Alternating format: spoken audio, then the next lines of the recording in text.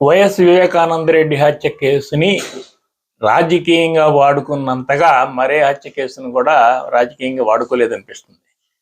అసలు హత్య జరిగినప్పుడు తెలుగుదేశం పార్టీ అధికారంలో ఉంది. జగన్మోహన్ రెడ్డి మాత్రమే వాళ్ళ బాబాయిని చంపడానికి అవకాశం ఉంది. జగన్మోహన్ రెడ్డి మనుషులు మాత్రమే ఈ హత్యలో పాత్ర వహించారు అని తెలుగుదేశం పార్టీ ఆరోపించింది. కానీ ఆ హత్యకి సంబంధించిన విచారణ స్ట్రాంగ్గా జరిగేటట్టు పూర్తి ఆధారాలతో ముందుకెళ్ళడానికి అవకాశం ఆ రోజు తెలుగుదేశం పార్టీకి ఉంది. కానీ కేవలం జగన్మోహన్ రెడ్డి మీద బురదడానికి మాత్రమే దాన్ని వాడుకున్నారు. అయిపోయింది, జగన్మోహన్ రెడ్డి వచ్చేసిన తర్వాత ఆ కేసుకు సంబంధించి ప్రభుత్వం తన చేతిలో ఉంది కనుక ఆ కేసుకు సంబంధించి వ్యవహారాలన్నీ నత్తనడక నడిచాయి. అందులో ఉన్న ఎవరైతే ముద్దాయిలు ఉన్నారో 5-6 ముద్దాయిలు ఉన్నారో అందరూ కూడా బెయిల్ సంపాదించారు. అందులో దస్తగిరి అనే అతను అప్రూవర్గా మారాడు.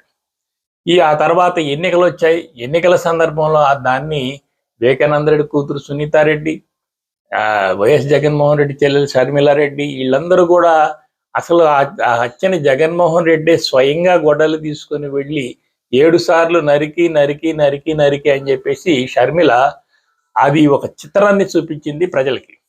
ఆ రకంగా విపరీతంగా అసలు అప్పుడు ఆ సమయంలో అభ్యర్థులు కోర్టుకు కూడా వెళ్ళారు. ఈ విధంగా వీళ్ళే జడ్జీలు అయ్యి మేమే చంపామని చెప్పి ఆరోపిస్తున్నారు, ఇది ఎక్కడ న్యాయం అని కోర్టు కూడా వాళ్ళని మందలించింది. అయినప్పటికీ ఆ హత్య కేసుని బాగా ప్రజల్లోకి తీసుకెళ్లడంలో వీళ్ళు ఇద్దరు సక్సెస్ అయ్యారు. అయిపోయింది, రాజకీయంగా బాగా పాడుకున్నారు. అంతేగాని ఆ కేసు సంబంధించి పురోగతి ఏమీ లేదు.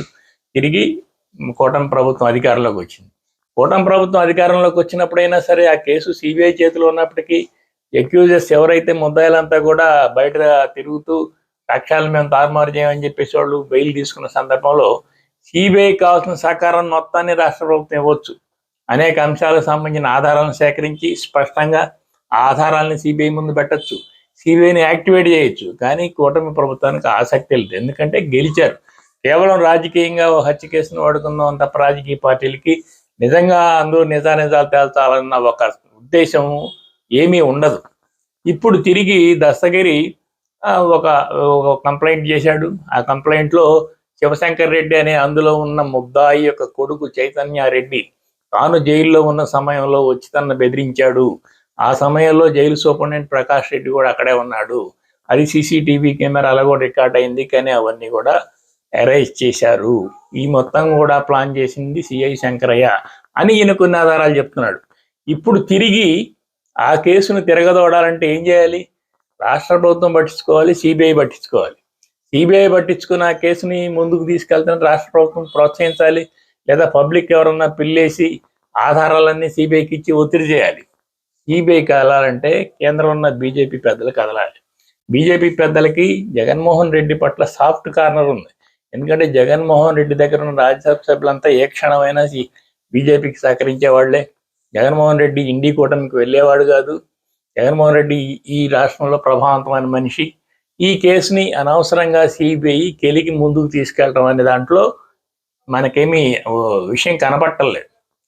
సరిపోని రాష్ట్ర ప్రభుత్వం యాక్టివ్గా ఉండి చేయొచ్చు అంటే రాష్ట్ర ప్రభుత్వం ఆల్రెడీ గెలిచేశారు. వాళ్ళ ప్రయోజనం వాళ్ళకి వచ్చేసింది. ఇక వాళ్ళకి కేసుని గెలకాల్సిన అవసరం లేదు. ఎప్పుడు వాళ్ళకే ప్రయోజనం కావాల్సి వచ్చినప్పుడు మాత్రమే గెలుపుతారు. కనుక రాజకీయ ఇంత జరుగుతున్నప్పటికి కూడా ఇందులో అవినాష్ రెడ్డి ఇరుక్కుంటాడు అనే కొన్ని వార్తలు వస్తున్నప్పటికి కూడా ఎక్కడా ఎలాంటి వ్యవహారం, ఎలాంటి సీరియస్నెస్ ఏమీ కనిపించటం లేదు.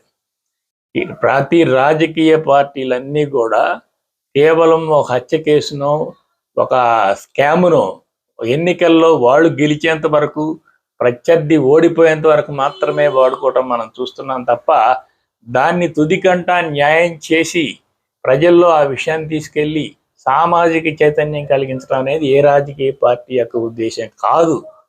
కనుక ఈ కేసు కూడా కేవలం తూతూ మంత్రంగా కాసేపు బురదజల్లడానికి మాత్రమే ఇప్పుడు జరుగుతున్న సంఘటనలు కనిపిస్తున్నాయి. కానీ అవినాష్ రెడ్డి ఇరుక్కుంటాడనో ఆ కేసు ఏరులో ఉన్న ముద్దాయిలంతా కూడా ఎలా హత్య జరిగిందో తేలుతుందనో కానీ మనం స్పష్టంగా ఎప్పటికీ చెప్పలేం.